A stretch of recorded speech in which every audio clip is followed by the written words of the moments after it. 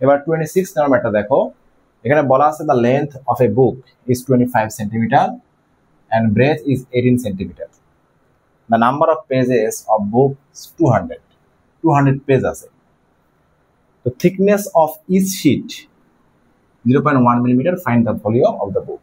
Okay, আচ্ছা, তো এবার আসো পেজ আর sheet, thickness of sheet, sheet আর হচ্ছে পেজ বলতে কি বোঝায়? পেজ হচ্ছে আমাদের পৃষ্ঠা আর পাতা, পৃষ্ঠা আর হচ্ছে পাতা, দুই পৃষ্ঠা মিলে হচ্ছে একটা পাতা, টু পেজ মিলে হচ্ছে ওয়ান শীট, তাই না?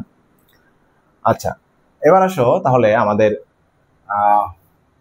তো ভলিউম বের করবো বুকের, তাহলে আমাদের দেখতে হবে এটার হাইটটা কত, ঠিক আছে?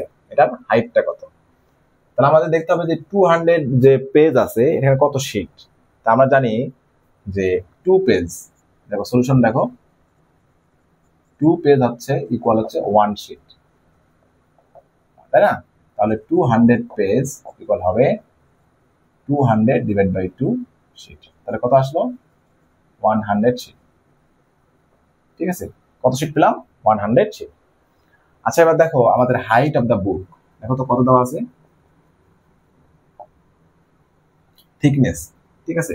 থিকনেস মানে হচ্ছে হাইট, না? আচ্ছা, থিকনেস অফ দ্য বুক, বা এটা হচ্ছে আমাদের হাইট বলতে পারি, হাইট লিখি HEI, height of the book is equal কত আছে বলো তো? 0.1 মিলিমিটার। তো 0.1 মিলিমিটারটাকে যদি আমি সেন্টিমিটারে কনভার্ট করি, কিলো, হেক্টর, ডেকা, ডেসি, সেন্টি, মিলি, ডেসি, সেন্টি, মিলি, তাহলে সেন্টিমিটারটা হচ্ছে মিলিমিটার থেকে একটু বড়, তাহলে আমি ছোট থেকে একটা বড়তে যাব, মিলিমিটার থেকে সেন্টিমিটারে যাব। আচ্ছা, এখানে আমরা আরেকটা কাজ করতে পারি, সেটা হচ্ছে আমাদের থিকনেস, এটা থিকনেসটা হচ্ছে আমাদের 1 শীটের, তাহলে আমাদের এখানে টোটাল 100 শীট না? ওকে, তাহলে আমরা টোটাল 100 দ্বারা আগে মাল্টিপ্লাইটা করে দিই, তারপর আমরা ইউনিট কনভার্ট করি, তাই না? তাহলে এটা আসবে মিলিমিটার, তাহলে 100 দ্বারা মাল্টিপ্লাই করলে আমরা পাচ্ছি 10 মিলিমিটার।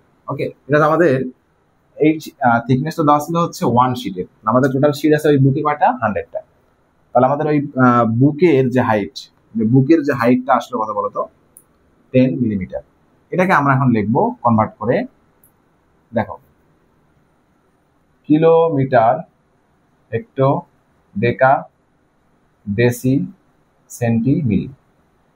তাহলে সেন্টিমিটারটা হচ্ছে মিলিমিটার আগে, তাই না? ছোট থেকে আমরা বড়তে যাব, ঠিক আছে? তাহলে 10 দ্বারা ডিভাইড করতে হবে, 10 সেন্টিমিটার, তাহলে 1 সেন্টিমিটার। তাহলে আমাদের এই সেই বুকের হাইটটা আসলে কত? 1 সেন্টিমিটার। বুঝতে পারছো? তাহলে এবার আসো আমরা সেই বুকের ভলিউম বের করব। So volume of the book is equal হচ্ছে, দেখো তো, লেন্থ, ব্রেথ আর হাইট।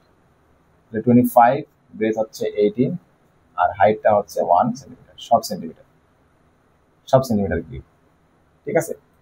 এটা মাল্টিপ্লাই করলে হয়ে যাচ্ছে 25 ইন্টু 18 ইন্টু 1, তাহলে 450 cm কিউব।